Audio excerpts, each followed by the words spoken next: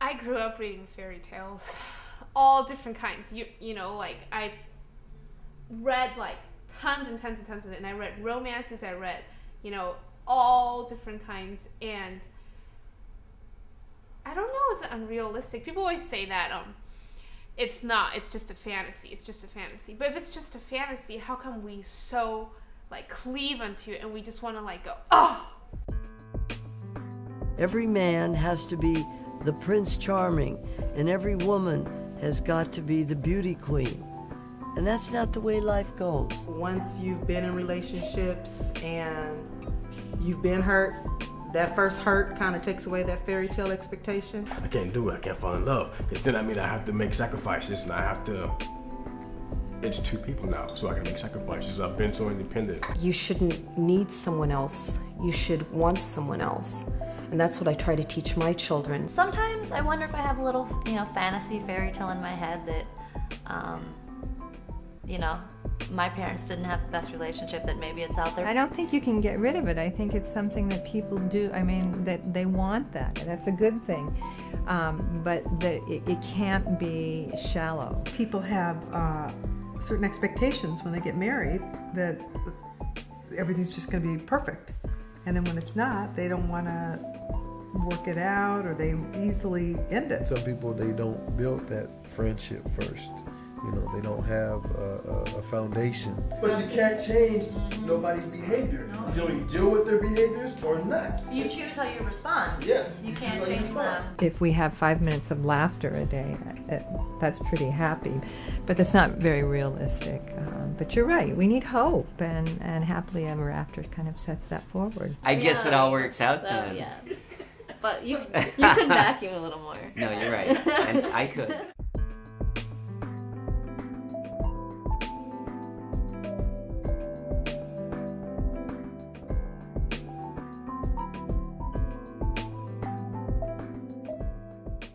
Well, fairy tales as such are archetypal statements of what's going on. You know, Hansel and Gretel and Snow White and Rapunzel.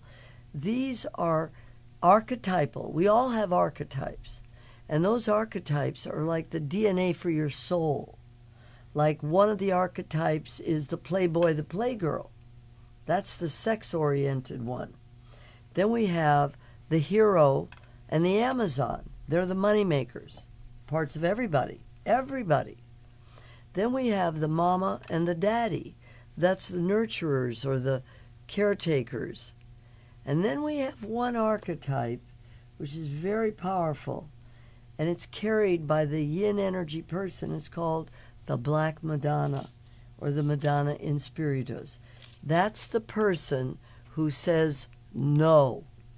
So fairy tales as such are stories about how humans operate. I think they're a part of social myths. And I do think, I mean, we read them to our children.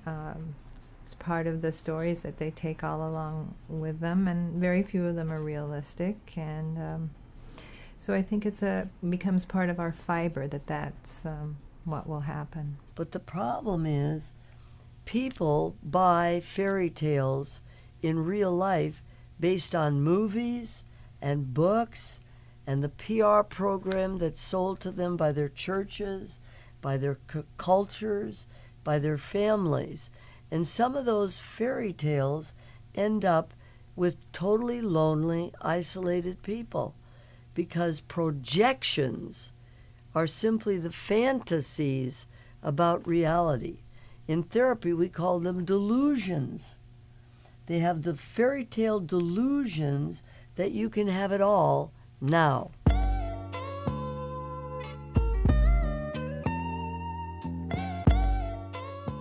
first thing I think is, if it's the very first date, inconsiderate. You know, if it's all about them, this is what we're gonna do. If they show up to your house late, to me, like the first day, you need to be considerate of somebody else. To me, inconsiderateness. And you took the words right out of my mouth. What's your marital status? Single. And why is that? Single because things just haven't worked out. Would you like to get married? Someday, yes. I'd like to get married and have a family. Why you don't think things have worked out? Different bad timing, different places in your life. You got to be ready and open for it. Both people have to be ready, and just haven't had two people ready at the same time. What about just a relationship, necessarily marriage, but just having someone special in your life? Right now? Yes. I don't have anyone special in my life right now. But why? Why? Part of it's I've been really busy dealing with myself. I think you need to be in a space where you're comfortable with yourself and comfortable with your life before you can kind of give to someone else. So I've been trying to finish school and get my master's and work and do what I need to do and travel, and then kind of be ready then to share that with somebody. If I'm chasing somebody and I like this person and this person didn't give me no kind of feedback, I ain't wasting my time. See you later. Yeah. I gotta feel that she's vibing with me. I gotta feel okay. She's giving me some hit, and you feel that vibe when somebody's liking you. You can tell when somebody's feeling you back and forth. You can tell. Yeah, it's just that. But if you don't feel that vibe after a couple of weeks, you like, she ain't snapping. She don't want this much. She don't want me. Nature in its wisdom has designed our nose to have a vasosensory organ in the back, which is called the Jacobson's organ, which is a book. The Jacobson's organ job is to pick up pheromones, which are the molecular DNA packages that come across, like if I go 30 inches near you, I'm going to pick up your molecular package, and I'm going to either want to touch you or I'm not going to want to touch you. You're either an alien or you're kin. Do you see? When was your last relationship? Serious relationship would probably be 3 years ago. 3 years ago, maybe. And then a lot of like dating here and there, a couple months. Did you get hurt? I have been hurt, yes. And what happened? They're gonna want me to elaborate. I don't know why I just sat there. Well, I mean, I guess the moment was I was in a really long-term relationship, 3.5 years, and the person I was with actually moved abroad for school. And basically just one day it was like, I can't do this anymore. And I was ready to get married. I mean, that's who I saw myself with. And so that kind of hurt because it was kind of sudden, kind of not really expected. So yeah, that hurt. When somebody is into you, they are going to pursue you. You don't have to sit and wait for that phone call. You got that message on your machine when you walk in the door. Yep. So yeah, I agree. The ones that I love you, or you tell them after a few months together, I'm in love with you, and you're calling them, what are you doing? They back away. Oh man, she getting real clingy. Hold up. I don't know about that. But if they're really into you, they would think that was cool. No, but if they're into you, they're doing that to you. Okay, single. And why is that? Because I'm having a difficult time with all the drama you have to put up with in a relationship. So I'd rather be single right now. I do have a friend, but he's incarcerated. So it's kind of like the best of both worlds because he's where he is and I'm where I am. So that's easier for you? It's less drama. So is it because you've been hurt before? Oh yes, a lot of hurt, trust issues, and I've just finally built up my self-esteem that I'd much rather be in no relationship than deal with a lot of BS in a relationship. So what happened when you got hurt? What caused you to be hurt? I was in an off and on relationship with a guy for about 10 years. And when I met him, he was wonderful. He was like everything I thought. Then I found out he was separated, and I'd never been with a married guy before. Unbeknownst to me, he still had relations with his separated wife, and he got her pregnant, so we broke up. Then he found out that it wasn't going to work out because that's why they were separated from the beginning. Then I started still seeing him, and he ended up leaving his wife, and just a bad, dysfunctional roller coaster relationship. Once he got his divorce, I thought it was going to be better, but then he smelled freedom and acted like he didn't have a girlfriend. And just back and forth for 10 years with him. We broke up again. He married somebody else. That didn't work out, and I took him back yet again. So it was my own self-esteem that I was just really beating myself up. And finally, 3 years ago, I told him, that's it. I don't want to be with you. I love myself way too much to be with somebody like you. I think if a guy cannot like me from the start for who I am, why am I getting myself involved? That is But people have to evolve. I mean, after I'm 39 years old, I eventually came to that rationalization where now this is who I am. Love me or leave me, but I'm okay with me. My marital status is single. And why is that? Is that a trick question? No. I'm single because I just am. I'm not gonna go. Well, do you want to be married or do you want to be in a relationship? I want to be married, but I want to be married to the right person. And I do not want to get myself in a situation that makes me feel trapped and stuck. Because when I was young, I remember like even 5, and I told my sister I'm never going to get married, and I picture my wedding day to be a day of dread. I'm just going to walk into my cage. So, and then I recognized that, marriage is not something that's coerced. So now I'm starting to see a different perspective. So yeah, I do want to get married. So who is the right type of guy for you? The right type of guy, I was saying the executive ENTJ, but what's ENTJ? Extroverted, intuitive, thinking, and judging. But I change all the time. So I'm figuring out what's the right kind, so when I see him, I'll know. Remember, when a girl leaves home, she's basically too feminine. If she's coming off of the program of a mom and a dad raising her. And a boy is too masculine because mama respected him and boys will be boys. This is, unluckily, how many? 40-some% of the kids get to live at home. A woman who wants to be balanced has got to become an individual, but not a man. She can't be a career woman. She's got to be a woman who's developing all of her skills. She's getting an education. She's controlling her sex life.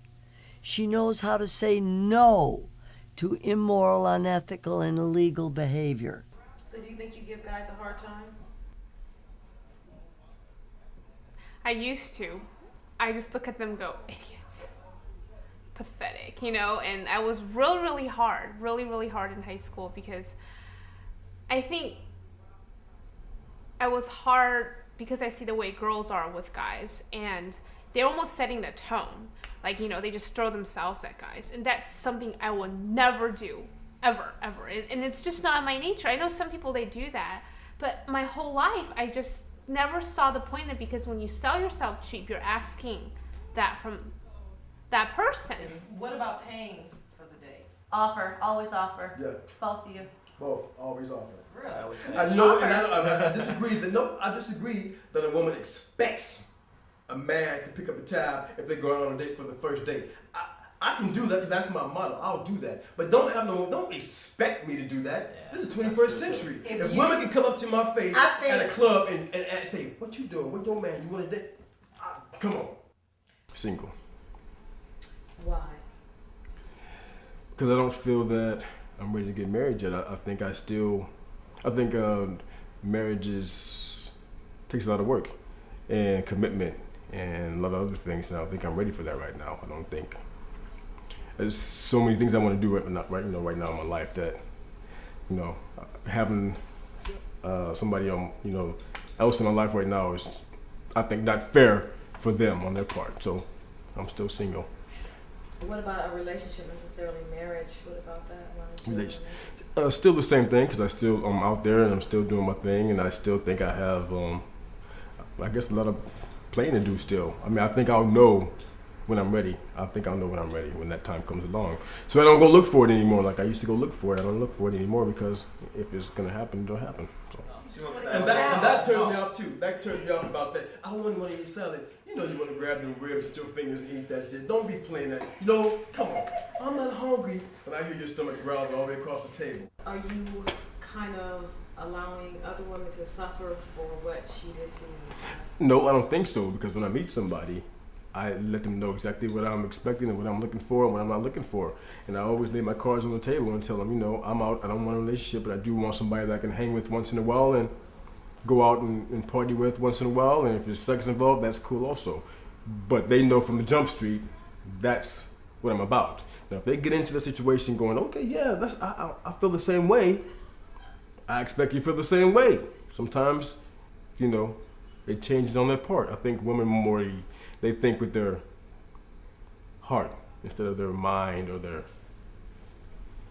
sex. So, I mean, I don't think that's my fault on my part, and that's why I do what I do. I lay all my cards out on the table at once when I meet somebody. This is what I want. This is what I want to do. If you can handle it, cool. If you can't. What type of characteristics are you looking for in a man? I definitely like someone who has a sense of humor. You have to be comfortable laughing together. Somebody with intellect. I like intellect a lot. That, you know, a beautiful, beautiful face, beautiful body, of course. He's conscious and aware of who he is, and that's what I want, I think. And that's what I think I want in everybody, but especially I'm gonna end up being with that guy. I just want monogamy. Can you just, if you want to cheat, then let me know that that's what you want to do and let it be my choice. Don't cheat on me. Without intellect and somebody that's gonna make me have fun and somebody that's spontaneous. And I don't want to be the one who counsels him all the time because it's kind of like my mom. I want someone to not belittle my thoughts and my actions. And even if you don't agree with it, figure out a way to tactfully approach me. Don't, because if I feel like you're lecturing me, I'm gonna shut down and I'm gonna back away from you. I always say this, I don't think we know what we want. We go in there and just kind of like, oh, I think she fits, oh, I think he fits, but are we really stopping to question why we're getting ourselves into it in the first place? Like, it's like, oh, I like the way she holds herself. Like, what do you mean? You know, what are you talking about? But we don't want to know why we want what we want before we get ourselves in it. They did a research project about a year ago where they had men wear T-shirts for 3 days till they stunk up. And then they took the T-shirts and they put them in boxes, you know, scientific little chambers. There are no good-looking shoes, no cars, no looks, no money, nothing but T-shirts with DNA. And they had women smell the T-shirts, pheromones. And what they found out was the DNA of a man who was too much like Dad was taboo. And the DNA that was too much unlike Dad was an alien. And that the T-shirts were the DNA, pheromone stimulators, where they were a little like Dad and a little not like Dad, connected. And I'm sure that works for men about women.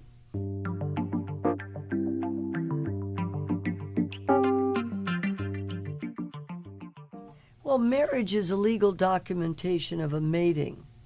Mating is when two people, whether they're straight, gay, or lesbian, doesn't really matter. It's energy. When two people decide to mate, generally speaking, some of them don't marry and some of them do marry. But that's an arbitrary choice. For myself, I would like to get married someday, but I mean, I think if you have a committed partner, you know, say people that are gay or people that are elderly, or I mean, I think that it's more of a partnership, if anything. Most of my friends are married. When I hear them with their relationships, then I count my blessings that I'm not, because I can go home. I don't have to answer to anybody. I travel a lot, so I can get up and go. I don't have to worry about childcare. I don't have to worry about checking in. I love that independence. I really want to work out what I have in me before I get into that relationship. And I don't want to carry baggages, which I don't even know that's there. I'm not going to do it, because I don't think it's fair on their part for me to be doing that. Why? It's not fair for me. So I'd rather not do it until I'm ready. You know what I mean? Until I'm ready. I know what I'm going to do. I already know.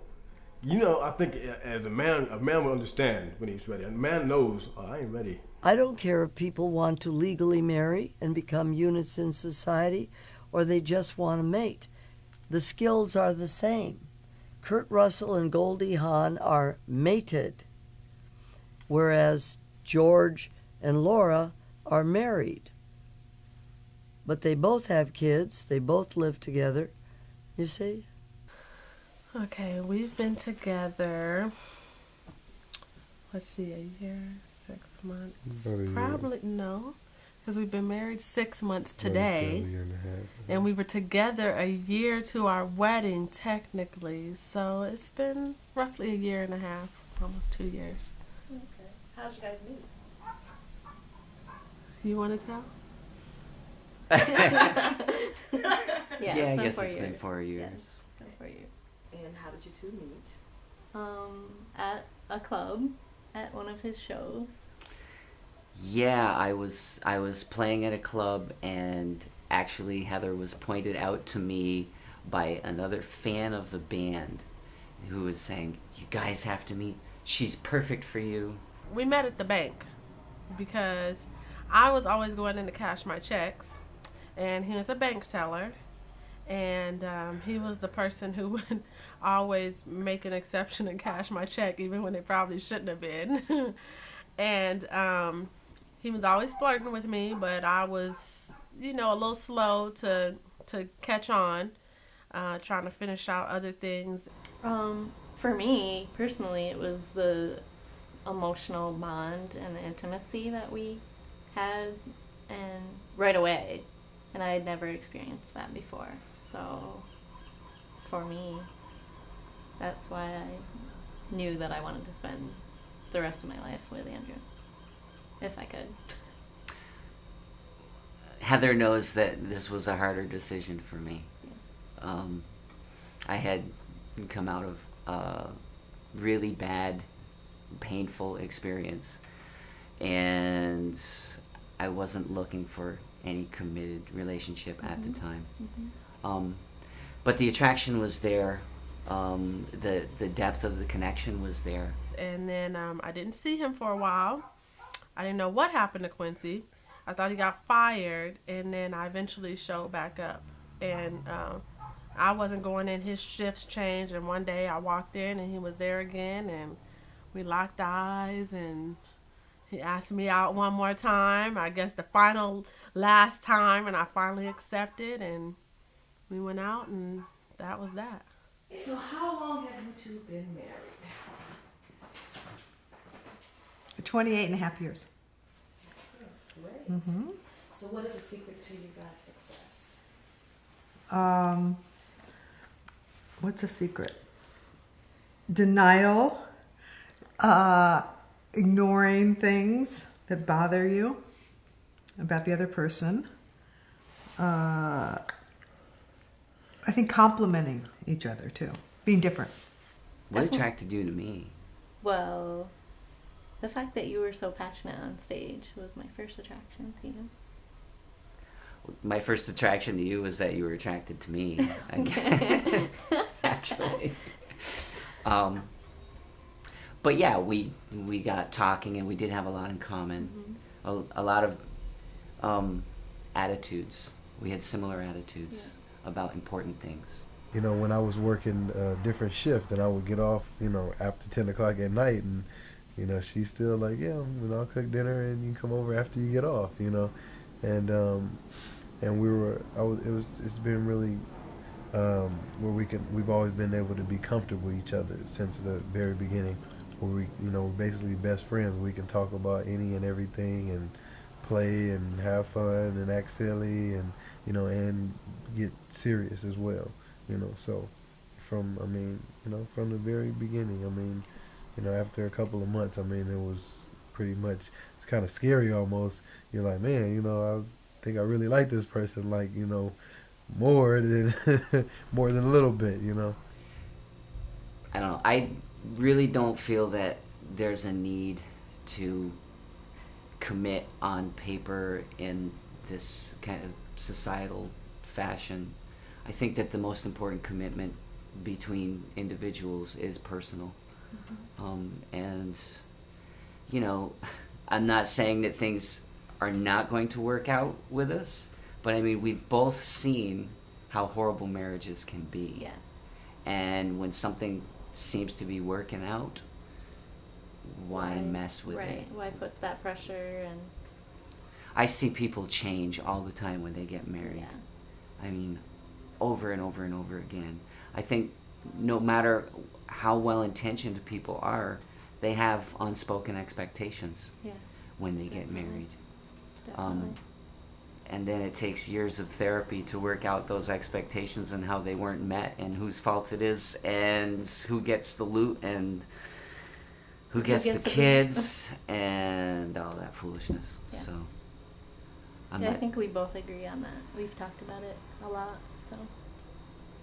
So when you guys were growing up, did you guys have examples of happy relationships in your life? My parents. I had two brothers, though, that both got divorced. Older brothers. But And my parents had not your typical relationship, but they were together. I mean, they were so together, it was ridiculous. They worked together. So, I mean, they were together 24/7. So, if anything, I wanted to make sure I didn't follow that path. How I do was a little too intense. But they were together. They were happy. well,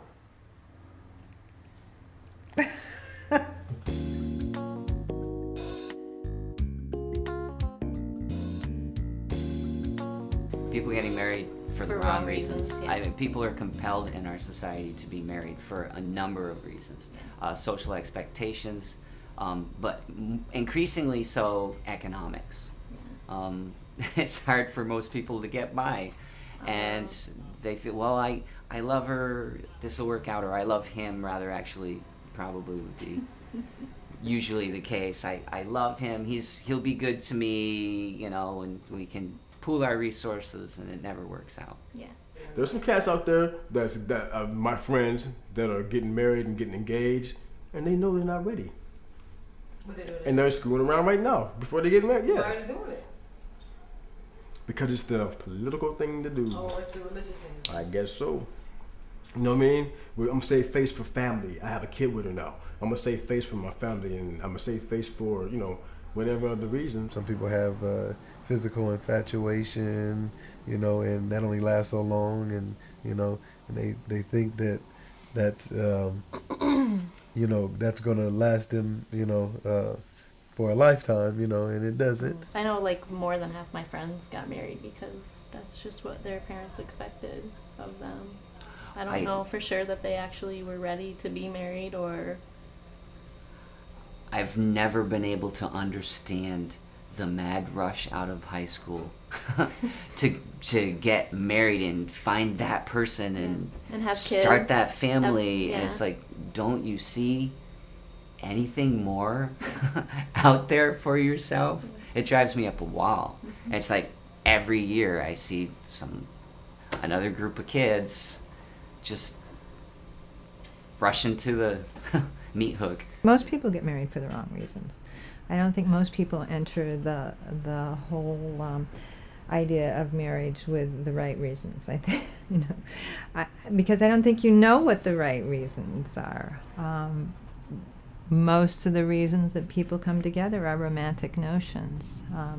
So I think if you're able to hang in the marriage and work through speaking with one another and caring for one another, you might get to the right reasons. But I think none of us understand what the right reasons are for marriage. I mean, again, I think we're hardwired to be connected to one another. But that's just the first step. And beyond that, most of us don't have a very good clue of what it takes to make a marriage work.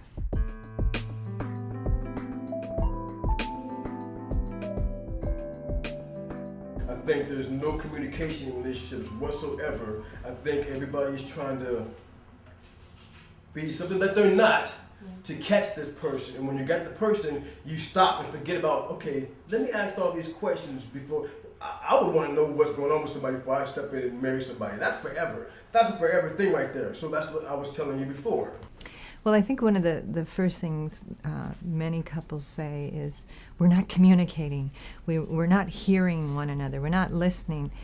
And I think, if anything, couples talk too much. And they don't listen actively. I mean, they might hear and they get into arguments, but communication is what people come in saying they don't have. The problem is we want instant gratification. We want, and when people say he's not hearing me, she's not hearing me, what they're really saying is they're not changing their mind and taking my point of view. Do you guys communicate well? No. We did until she became a therapist. She is really on to me because I don't take her out enough. And I know that I don't. And I do get caught up in all of my things. I mean, I have the band going, I'm working on a novel and a script, and I have a day job, and they don't care what you. It's like, I'm just saying, it's like the reality is that my attention is drawn in a lot of different directions all the time. Well, we've had our set of financial issues because of some of the things that's happened in my business, and that is very difficult. It is very difficult, you know. But I think for me, the alternative would be to move in with my mother. So I'll stay married. And you tell me too. You're like, oh, you haven't done anything special for me lately. Or Yeah. I think we just need to remind each other. It doesn't take much reminding. No. I mean, it's like, yeah. You know. Yeah, I know. I'm not getting into it. Because I know what I like, you know. And the things that I want really are not anything that probably the next person doesn't want. So I know that if I want it, he probably wants it and then some. You know, so I just try to always, you know, do unto him as I want him to do to me. You know, sometimes my first touch is really my indication to him that I really want to touch too. You know, hey, my shoulders hurt too. Let me rub his shoulders, and then he'll say, hey, let me rub your shoulders. Communication is a much greater ideal that we strive for. To know that I can appreciate your way of thinking, live alongside of it, walk alongside of it, and be okay with that. But I don't have to agree with you. It's just like aging. People decide when they're going to get old. People decide when they're going to, you know, give up and settle for what they have. And, you know, there are a lot of unhappy relationships out there. Yeah. And I sound like some sort of militant anti-relationship person. You know, there are great relationships out there. I'm sure there must be some great relationships out there. I just, you know, I think that we see the majority have failed. I mean, what are the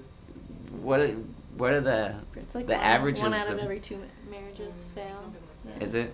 It's 50. Yeah, I think. It's 50-50? 50-50. That's bad odds for something that's supposed to be forever. You know, forever, life-changing, all that stuff.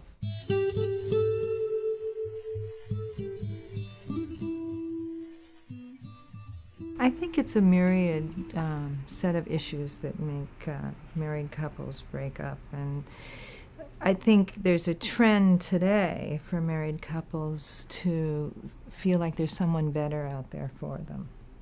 That if they get into a disagreement now and they can't resolve it, or they feel as though they aren't resolving it, that there would be someone better out there for them, so they'll leave the marriage. I think there's this immaturity and an impulsiveness today, in today's life in general, that says there's something better for me. How long were you married for? 23 years. And when did you get a divorce? When was it finalized? On my anniversary last year. Well, how long did it take you to get a divorce? Was it a long process? 3 years. 3 years to get a divorce? Yeah. It started out because he wasn't very supportive of me when some bad things happened, and there was someone in his family who was being abusive to me, and he wasn't supportive of me. He acted like he didn't believe it, even though another person in his family said that it did happen. And later on, I believe that he was cheating on me, and towards the end, I was very sure that he was cheating on me. And but I think basically once the trust was broken, I just felt like I really needed to get out. And towards the end, he also changed. He started to have a temper, and there was a lot of verbal abuse and some physical abuse. You know, it's like with anything, with family or friends, whatever. Once trust is gone, it's gone. I don't care if you're together for 5 years and you guys love each other so much. And once that trust is gone, you can go, okay, we can sit down and work it out. Let's work it out. Always in the back of your head, it's always that nagging thing of what happened, and how did she do it, and all this stuff, or how did he do it, or whatever the case is. Why stay together for? I mean, if you, it's why stay together if you're gonna put yourself through all that stuff still? If you're gonna still be thinking, wow, is she still doing this? Is she still doing that? And that's what I was going through. Remember how much you, for better, for worse, how much you guys loved each other? And I see such hatred. I mean, how can you love somebody so deeply to want to marry them, and you stand in front of God, and then less than a year later, you're at each other's throats? I don't understand that. So I was like, I don't want that. But also, I think for the kids, too. Maybe if I didn't have kids, maybe we wouldn't have stayed married when we had financial problems. Yeah, well, that may have been. You know? You just can't walk away when you have right. kids. He was coming home at 11 o'clock at night, but he said that it would help us in the long run, and it wouldn't last very long. And then he started taking classes, and the whole marriage he was taking classes. It never stopped. I mean, I helped pay for his MBA, and then he didn't finish that one because we had a baby, so then he was away from school too long, and he had to start his classes over again at another school, so he went for that one. And then he was taking classes for certification in Microsoft and Novell, and it was one thing after another. It never stopped. He was always finding something that took him away from home. I mean, I just hope none of those things come this way. So, in that case, you didn't get your needs met at all because of him being away from home so long? No, and I was working and I was taking care of the kids, and so he was never available to take them to the pediatrician or to their extracurricular activities, so I was going to work and I was having to chauffeur and everything else. You felt like a single parent? I was a single parent. I mean, when I told my mom that I was scared of leaving because I was afraid of being alone, she said, "You've been alone for over 20 years. And when she said that, I was like, you're right, I have been. And so it really wasn't a transition for me. I really didn't notice any difference because the kids and I were eating alone every night. I would save his dinner and put it in the refrigerator. He would eat it for lunch the next day. You know, most people, when they get a divorce, it's not that big of a deal as it used to be. You know, it's like, oh, well, your parents are, you know. Yeah. It's kind of nonchalant. I come from a very traditional Catholic family, so, you know, I grew up with this whole mentality, you know, just once you're force-fed. married, you stay married forever. Yeah. Right. And a lot of times people sometimes forget that there's something that brought you together, you know, and you could, if you took the time, you could go back to try to fix it. And sometimes people just aren't willing to. They see something else going over there, and they're like, well, we'll just go over there. That's good. That looks pretty good too. At what point in the marriage did you realize that it wasn't working for you? How many years in did you realize? I was going to leave him the 5th year. I was prepared to leave him the 5th year. I went to a counselor who told me to leave him, and I had had my daughter in our 5th year, and my parents talked me out of leaving him because of the baby. And I was working, but because I had gone from college to being married, and my parents were trying to talk me out of it, and I had never really been on my own even though I was working, I felt like without their support, I didn't feel confident in my own ability to take care of myself and a baby to do it.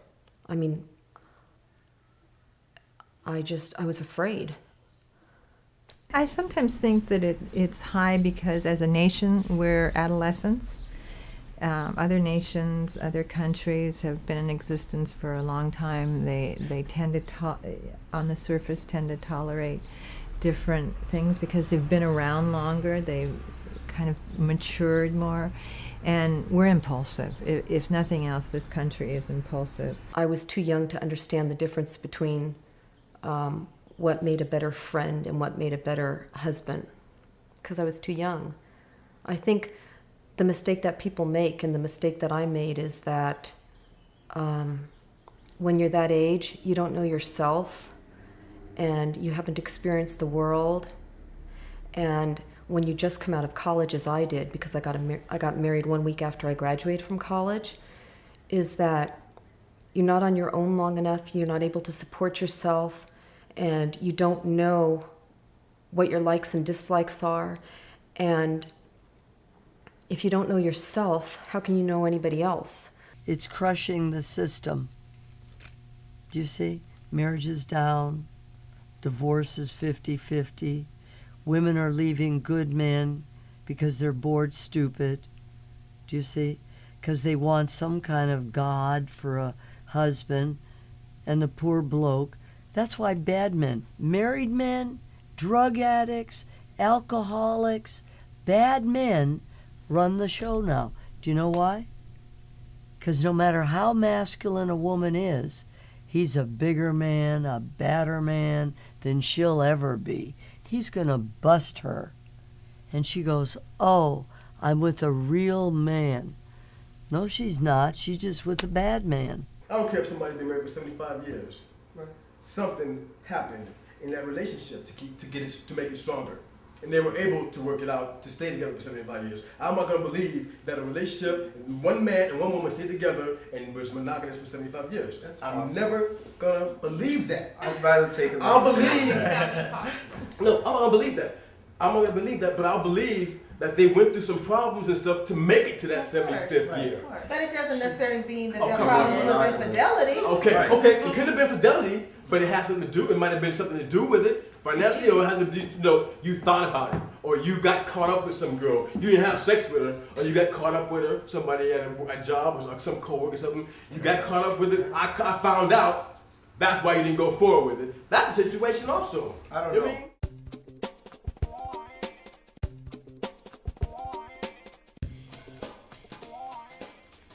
No, you know what? I think if a man's gonna cheat, I think if you meet somebody, you have a feeling, that's where communication comes in again. But if you have a feeling that you're digging this girl that you met, and you're like, damn, is it worth doing what I'm gonna do? Why am I doing what I'm doing? Yeah, why am I doing what I'm doing? The reason why I'm doing what I'm doing, I would say. We ain't talking about some stuff. We're rubbing all on my legs like this. We're gonna talk about some stuff because I'm feeling like I want to go screw around. Right. I'm feeling that, and there's no reason why I'm doing that. I'm not gonna go out there and just. That's just not me. I'm not gonna go boink and go and get busted cheat. I'm gonna tell you I want to cheat. People don't believe it. You're rare.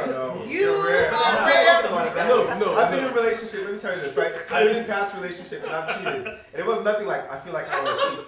I meet this girl, she was attractive. I was attracted to her. I'm like, listen, I have a girlfriend. She's like, I have a boyfriend back home. We had sex. That was it. But look, it don't happen like that. You have no reason to want to.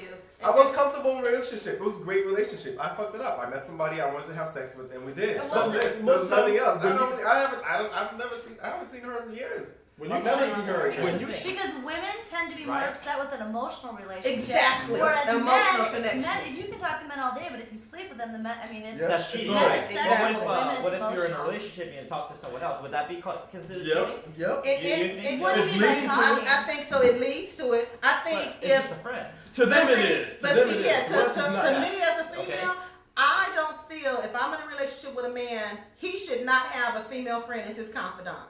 I should be your confidant. Really? Because because that female is gonna scheme to get that female is scheming. Especially if he's a good man. That female is scheming. What if I had a best friend that was a female before I met you? And that was my confidant. She always gonna be my confidant. You will have a problem. You have a problem. Well, that's why I'm single. That's okay. Well, I understand why I'm single. You gotta have other people in your life that you can confide in. You can't confide in your mate about everything. But I think also, isn't it a fair statement whether it's male or female? Most people cheat when they think they can get away with it. I wouldn't say that. I'd say it's when they're unhappy with their current relationship. It's all the above. I think if they think there's no way I'm gonna get busted on this, I'm on a business trip, I'm in another city. I don't agree with that. I'm gonna do it. There's it's a temptation. That's what it is. Temptation. It's all temptation. Everyone goes. It's either you do it or you don't. You want to and you end up doing it, and it's just. Well, everything's a temptation. I mean, there's a $20 bill sticking out of your boss's boss's wallet. I mean, you can choose to steal it or you can choose not to. It's called self-control. And I mean, I see how women have men. I mean, Yeah. of course the temptation. I think women cheat because their emotional needs are not being met. See, that's so why we cheat? We cheat because we just horn dogs, right? Yeah. You guys cheat because it's Because emotional. it's in your nature. I think it's unhappiness with your I can't imagine Both saying ways. that. It comes on both parts. We cheat because it's something missing at home. Whether it's the intimacy, whether it's we're working too many hours in a day, whatever it is, something's making us go out there and cheat. And the same with you women too. It's the same. Nothing's making you, you're choosing. Yeah, okay, Exactly. well, you're It's a choosing. choice. Okay, yeah, thank you. Did you hear what she said? Yeah. And you said I think why women cheat is because we're not getting our needs met. That's not why, because you choose to cheat. Right. That's I what mean, it you is. But got Same way there's as a men. lot of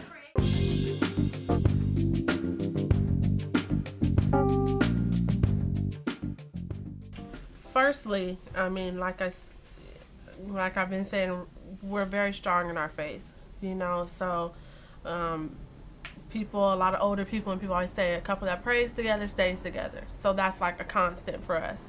You know, we do our individual, but we always come together and make sure that we're always, you know, keeping that communication and we're on the same path, having the same goals for this family. And then, you know, again, just keep maintaining that communication, that trust. Dedication, a understanding that your spouse cannot fulfill your every emotional need, appreciation of the other and that the other's experiences is as valid as yours. I think opposites, being opposites, I think is really good, because then you complement each other and you appreciate the different things in that person. Well, in that case, then we should last forever. I know, exactly, because we're opposites.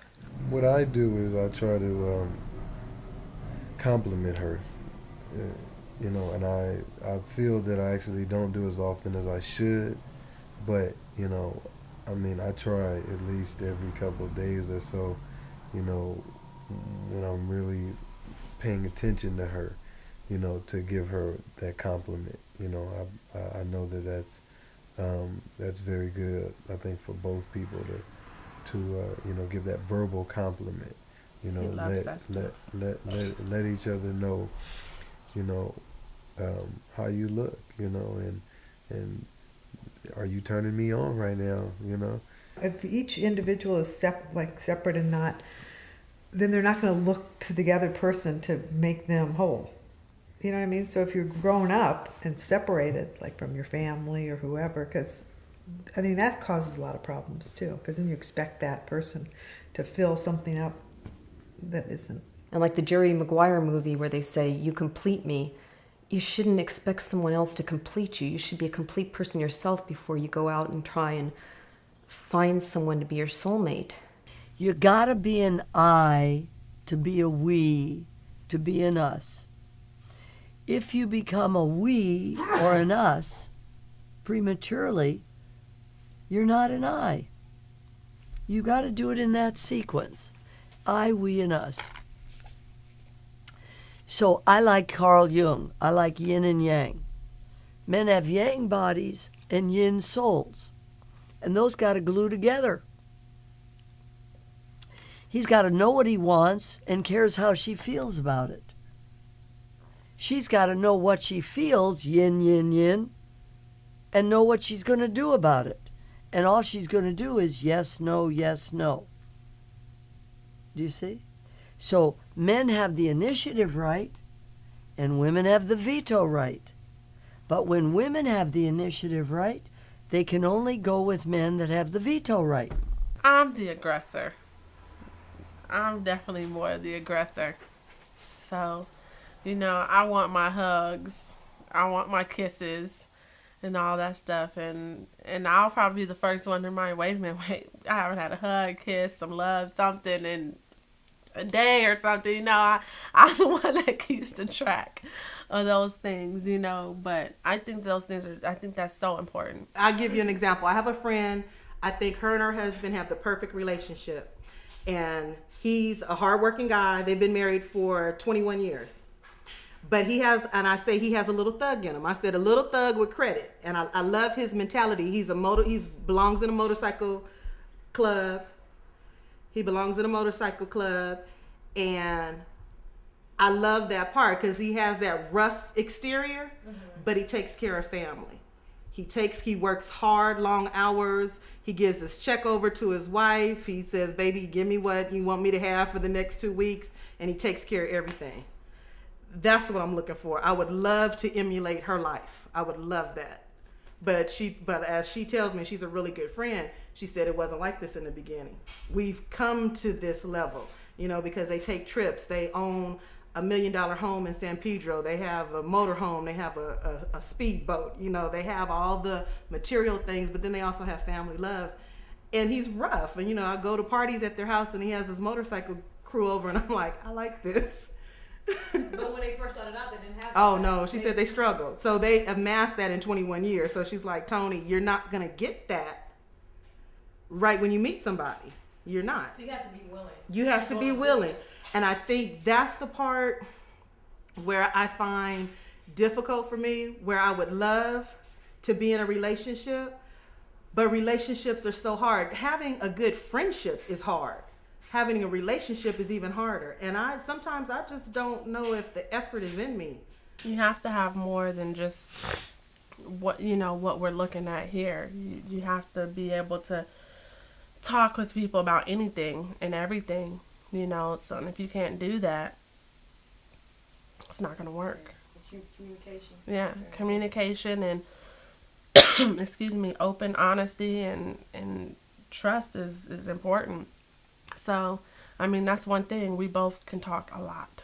I think we need to be educating people that it's not a quick fix formula, that it's not an easy thing, that in order to make a marriage work, you need to work. You need to be committed to this partnership, that sometimes you have to make the hard choices that say, no, I'm going to do this for the greater good of the marriage, not for the greater good of me, but for the greater good of this marriage and this family. And I think that's one of the things that isn't talked about very much, that sometimes you really need to put your way or your thought about it behind you and say, I do need to do this because it will work for the marriage. And I think that concept is not much talked about. Again, because we're such an individualistic society, we talk about the greater good of self, not the greater good of a commitment and the other. You do have to sacrifice. There are times, my wife, she comes home, she throws her clothes around, she throws her shoes around. I'm a neat freak.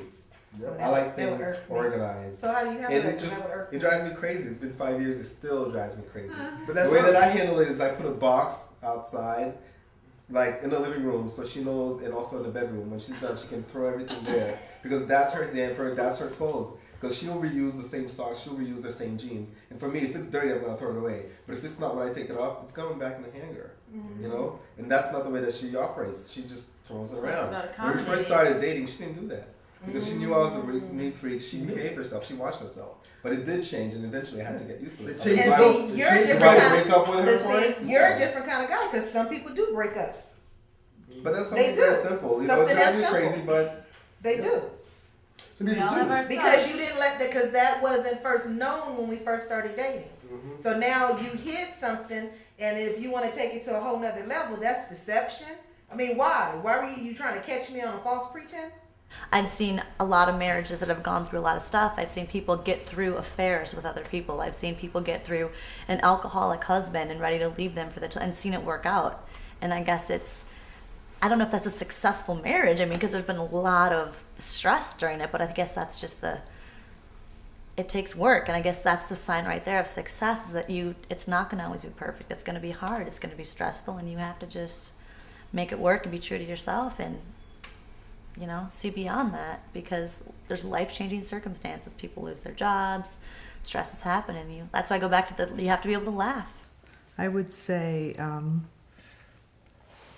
let the other person be who they want to be, and hopefully you'll enjoy that person. Because you will change. Lisa has changed. I've changed? Yes. So what does that mean? That's a good thing. Oh, okay.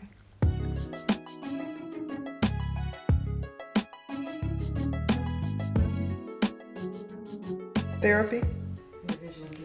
I think therapy. Okay, here, let me just explain one thing to you. Okay, when I got married, he was going to be like my father. He had to take care of me, right? Didn't work out. So I got in therapy, and I've changed, I think, become more of a person of myself. You know what I mean? I've become more independent or separate or something.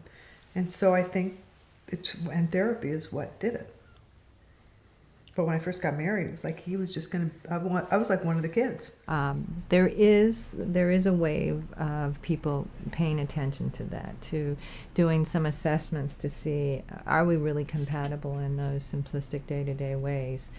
It's not a big movement, but it is happening, and I think even Dr. Phil did a segment on premarital counseling, and churches have been doing premarital counseling for a long time. They actually really recommend that. So religion does play, if families are strongly entrenched in their religious community, that is something that they are promoting, to do some premarital counseling to figure out the ideas on the very basic things.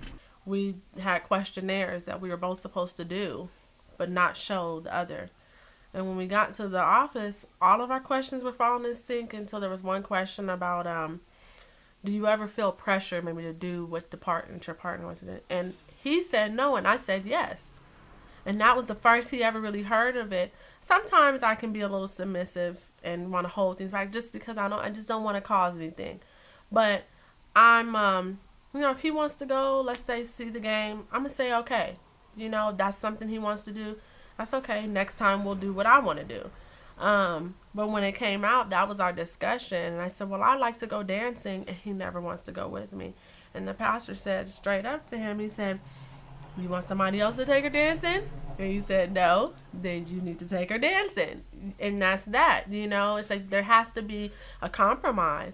I'm not saying I need to go dancing every single Friday night, but sometimes, we're going to fall into those things that other person doesn't want to do, or doesn't want to try or whatever. But, we have to be there. If we're not supporting each other or trying to keep each other happy, then who's going to do it? There's somebody else out there.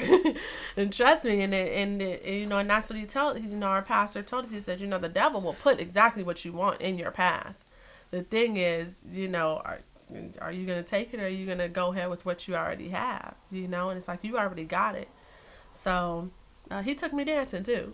Like 2 weeks later, before the wedding, he took me. I don't even think that much time passed. Yeah, he took me dancing. He said, okay, you want to go dancing? I said, okay. Yeah. So, it's important, that we're making sure we're meeting each other's needs, because unfortunately, the evil forces are strong. They'll make you start looking the other way.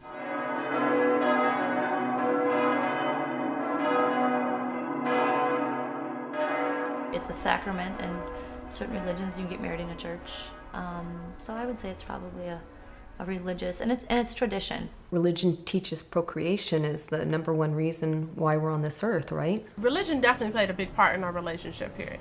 Because that was one thing that definitely drew me to him, was he was a man of God, and we shared that same religious beliefs and backgrounds, even to the point of when we're together, we maintained celibacy.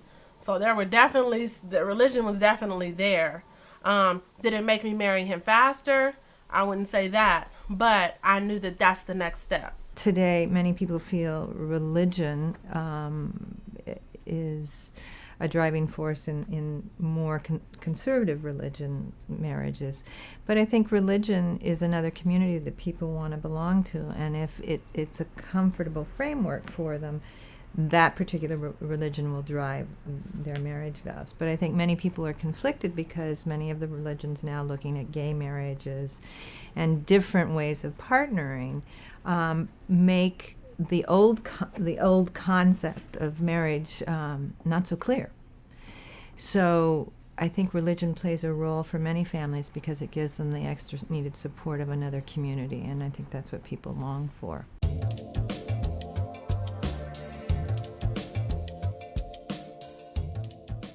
When I was a girl, 72 years ago, we girls had no choice. We were girls. We didn't have rights, no matter what our education was. I didn't own a purse till I was 35 years old. What do you need a purse for if you don't have any money? You know, I had a husband, school teacher, who said, you're too dumb to do the grocery shopping. His mother took care of certain parts of the house, and my mother told us what to do in the other parts of the house. Those women, basically, when they were menopausal, took over.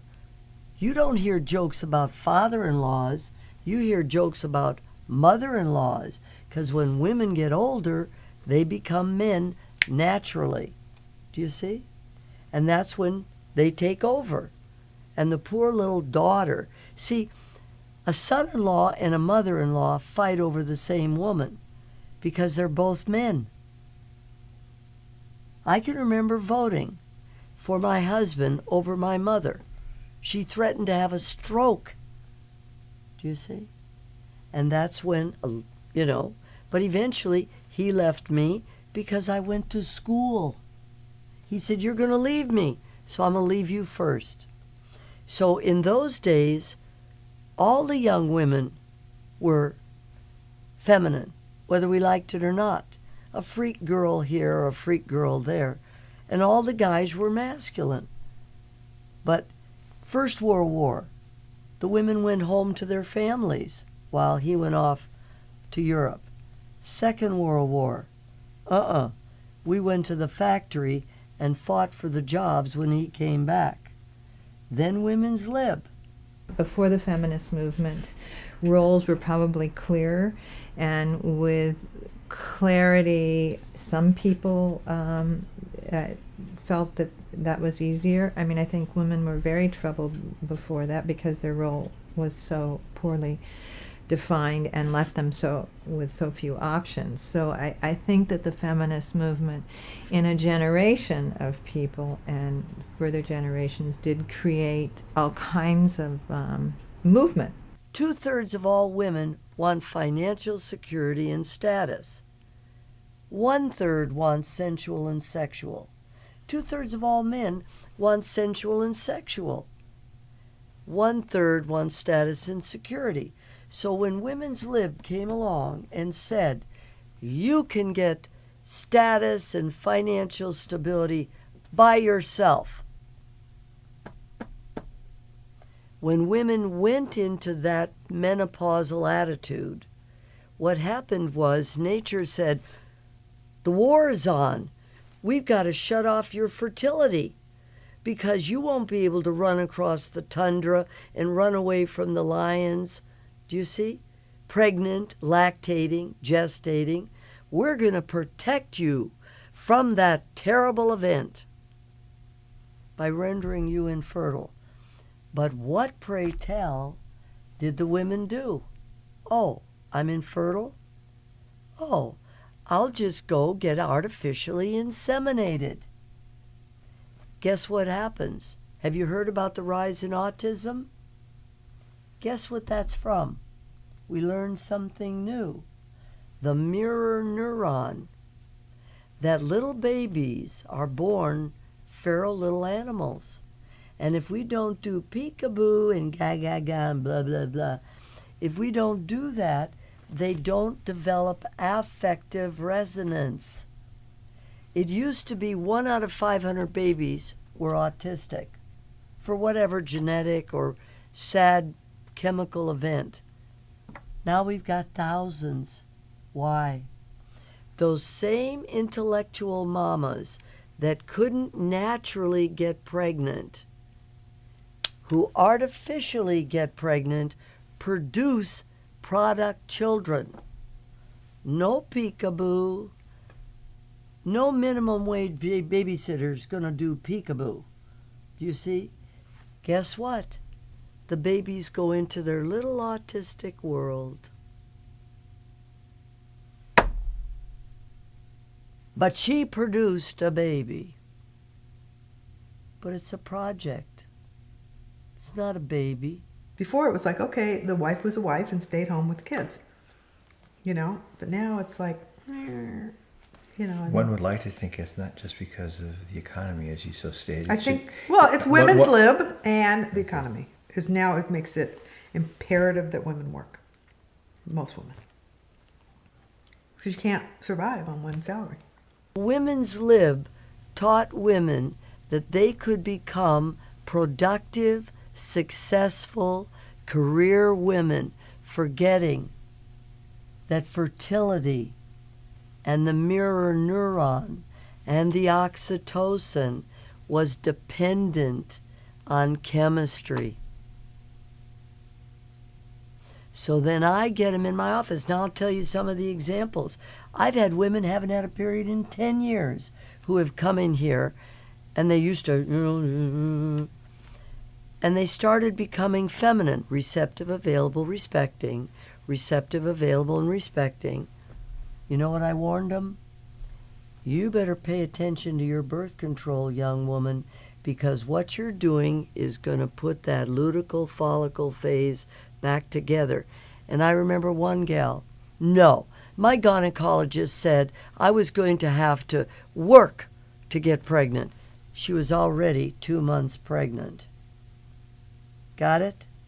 I've had 2 50-year-old women who got pregnant, who thought they were menopausal. But they were in this office learning how to think, speak, and behave like a woman. Up comes the period again. I've had many women who thought they were menopausal prematurely, 40, 45 years old. Periods start again. Fertility comes back. Isn't that awesome? I've seen a woman with a tube on one side and an ovary on the other. That means there's a 6-inch space, right? That egg got over there. Boom. I've seen a woman on endometriosis get knocked up simply because she went into sync as a physical woman. Do you see what I mean? Because when you're on estrogen, you better honor it, because nature doesn't want you to mess around, or it will punish you. Well, I've definitely had to become even more feminine since I've been with him, because I was raised by my grandmother, very independent. I was raised, yeah, you want like to have a husband, everything like that, but you're going to be able to do everything for yourself. So there's times when he's like, stop, let me open the door for you. Stop, let me carry this box for you. But I'm used to doing it myself, So, and I wasn't even aware of it. And in past relationships, no one ever really, was quite as much of a gentleman and as masculine as he was. So I actually appreciated it, And I think he admires that I have that I am like that. I'm not completely dependent upon him, but I know how to let him go ahead and be the man of the household, and I be the wife. I think in a perfect world, you'd like to think that the woman wants to work because she has her own aspirations and career goals or just interests. And obviously it provides for a better lifestyle if there's 2 incomes, but I don't know that necessarily is the economics of it all should be the driving force. Lisa worked before we had kids and stopped for a while and then went back to work and changed careers. I think more of a product of you wanting to do something different. But that's rare. Most women have to work, and also women end up having to do everything, take care of the kids and work and cook. And so it's like, I think that causes a lot of stress for couples. You have one side where you have the women like that. Then you have another side who want the man to do everything for them. Like just today, I had a lady, she said, no, he has to come in buying my house, where's my car and everything. And the guy was actually flirting with her. And he said, well, I can't be your boyfriend then. I can't get, I can't bring all of that in. So they either are maybe this very independent, or they're expecting and demanding so much. And there has to be I think that a middle ground, Yeah, there's certain things that I want my husband or the person I like to be able to provide. But at the same time, I know that I'm not completely dependent upon that. So I think there's a fine middle ground there. It's certainly not an even playing field in terms of finances. I think women make 65 cents to every dollar made still today, and they're still not in very many boardrooms. And I think it's the financial concerns of families and individuals that are still very difficult and are pushing marriages still. In many places, it's people do get married because together they can do better financially than they can do individually. Now we're doing the turnaround. Now we're reaping the rewards for those early days of misalignment. So the role models now, Grandma's not Grandma anymore. She's on her 4th husband and living in Bermuda somewhere. She's not babysitting. And you're getting a minimum wage lady to come in and babysit with the kids and watch television. It's getting all screwed up. So people like me, who basically reap the rewards of patriarchy. I didn't get to be a man, even though I was smart. I didn't get to be a man till I was older. That meant, with the 4 daughters I had, that I was ordered to stay home. But my daughters were 2nd generation, like 2nd generation Holocaust, 2nd generation depression. My daughters thought I was a doormat. They were women's livers. So the only men they could relate to were mama's boys, raised by mama. Do you see? Well, I started to grow up. I heard one of my daughters say to another one, read her book even if she wrote it. They gradually followed me. Sure, their marriages fell apart, those, and boyfriends, but they now act like women. Now I've got 8 grandkids, 6 boys and 2 girls. And my daughters now live women's lives. Do you see? And they're moving into menopause because I'm only 20 years older. I had 4 kids by 26. That's how we did it. Do you see? So they've revolted against my style, and now they track it.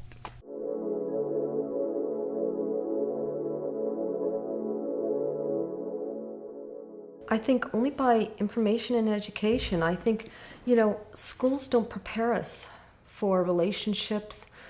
They don't prepare us for budgeting. They don't prepare us, they teach us math, reading, science, history, but we don't have classes on relationships. We don't really have classes on parenting. We don't have classes on how to become mature adults, really.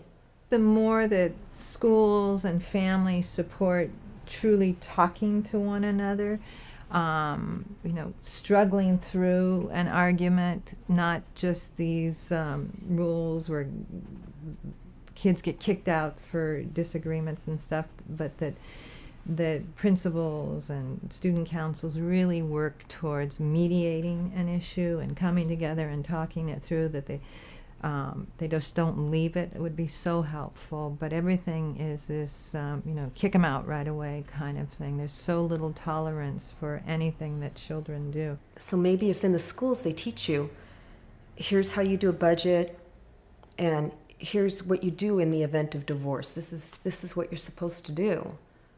Maybe if they had classes here, this is what you do if you're in this situation, how you take care of yourself, and because I wouldn't know what to do. I don't think we should be having guns on campus, but I think that we really need to help kids early on to negotiate a disagreement. And we don't do that very well. We are much better at just expelling kids or pushing families away than we are in pulling them in and really talking about what happened. I talk to both my kids. I have a 15-year-old and an 18-year-old, and they both... I've talked to both of them about waiting until you have yourself set up with a career, until you become a person yourself. I've told them, why I think my marriage failed. I told them that I was very much in love with their father when I had both of them, and that even if I hadn't been married, I would have wanted both of them, that they were both very, very planned. I told them that I wouldn't have married their father if I hadn't been in love with them, but that I think you need to meet a lot of people before you find the one that you're going to marry. And that was my mistake, that I really didn't have enough experience in knowing what love really is before I got married. And that I want them to really get to know themselves and get to know other people before they make the decision of who their life partner's supposed to be. Well, how do you teach your daughter about the kind of how to communicate, you know, how it's, or is happily ever after kind of embedded in her too, or do you kind of help her? No, I don't. We don't have any of those conversations with any of the kids. It's just the way they are. You know, I have more of those conversations with my son, because he'll call me if he's having problems with someone in a relationship, and so he and I talk about it. She does not talk to us about any of her personal life, so I don't talk to her. But the whole idea of your premise about happily ever after is more, I believe, ingrained in young people just by the example that's set by their parents or who they're around. Or without saying it. But they're around their parents more than anybody else when they're young, so it's their parents. I don't know. I mean, that's not a birds and bees discussion. That's just sort of a live by example. Mm-hmm. And Lisa referenced that our daughter, who is the oldest, she's just very independent, and that's not necessarily good or bad. It's just that she doesn't seek counsel. I watch kids walking down the street and how they all want to be together. They're in these huge groups, but they've either got their cell phones on or their iPods on or they're IMing on their cell phones, but they're not talking to one another. And what they long for is a connection, to know that they're part of something. And yet all of these gadgets are taking us further and further away. So I think it's a really frightening thing that's happening as people want to be more and more connected, to be in a community of shared goals and shared values, that we're getting further and further apart from it.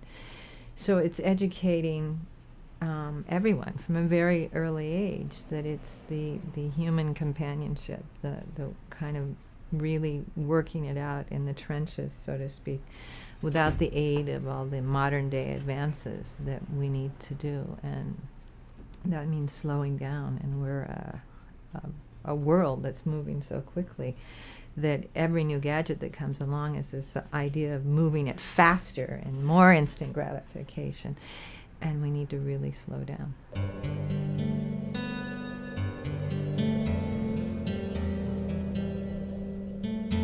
Well, see, unfortunately, my kids were brought up on Disney.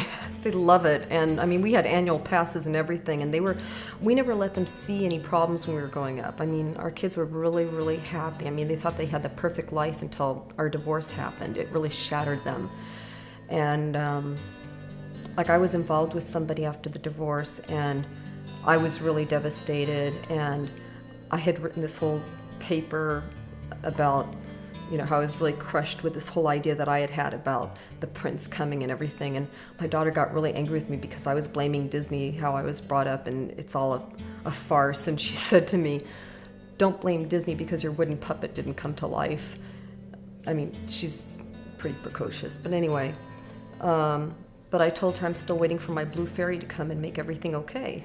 I think the fairy tale definitely affects women and girls because, you know, TV stories, they always make things look so different. I mean, from, you know, having kids to sex and everything else. And then when you really experience it, it's like, whoa, it didn't happen like that at all. You know, wait a minute, I thought we were supposed to, you know, just lay there afterwards. No, you get up and do all kind of stuff. It's totally different. But, you know, a lot of, you know, one of my favorite movies, Pretty Woman, you know, and she always said, I want the Prince Charming coming up on the white horse, and, you know, not just saying, hey, let's just shack every once in a while. you're gonna take me, marry me, and you know, we're gonna have this magnificent family. So I think it definitely is the beginning of those imprints of what we think that a marriage and family and all that stuff is supposed to be. 16 to 26, hoping on one guy to ask me to marry him, which he did, but never made it to the altar.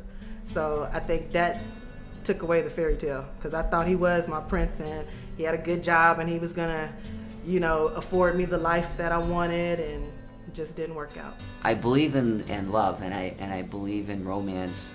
I believe in commitment, but I don't believe that on this planet there's one person for. I don't believe all that fate, destiny crap. I've never gotten too stuck on that. I knew, okay, this is the reality and I gotta make it. Whatever I want to be, I have to put 100 and then some % into it to make it what I want it to be and to keep it that way. You have to have frustrating times and times when you fight and times when you are super happy. So I think that, I think it's good because you know that it's out there. You don't have to settle that fantasy exists, but that it doesn't just come easily. You have to be okay with yourself, and it's about you. It's not about someone else making you happy. I always thought that it was possible. I mean, I still think that it is. I've known some people who have remarried and who have been really happy, so. I think happily ever after is something to strive for. Because it speaks to our soul and our spirit, and to the subconsciousness in the psyche, you know, just like that desire of wanting something so perfect. And I don't think it's unreal, because if it's so unreal, how come it keeps coming up all the time? I think it's serendipitous. Is that the word? Because I think you never know. You know, it's like I just heard of this kid that we know got married, he's like 25, to his first girlfriend. But who knows, maybe it'll work. You know? So, who's to say? You never know, I guess. We have Hollywood, and we have movie making, and we have stories being written about this romantic notion that that's where you want to get to and stop. That, you know, once you meet happily ever after, you can stop living, and you know, to be more honest about things, and to, if these movies are going to be continue to make, and of course they will, because they're fun, and they sell. That, you know, we understand the comedy of that versus that it's not real. So I don't know that we'll ever stop it. It's so attractive. It's such a wonderful fantasy that you might be able to get to happily ever after. And we certainly need these notions to work towards, but we also need to have the foundation that says that's not realistic.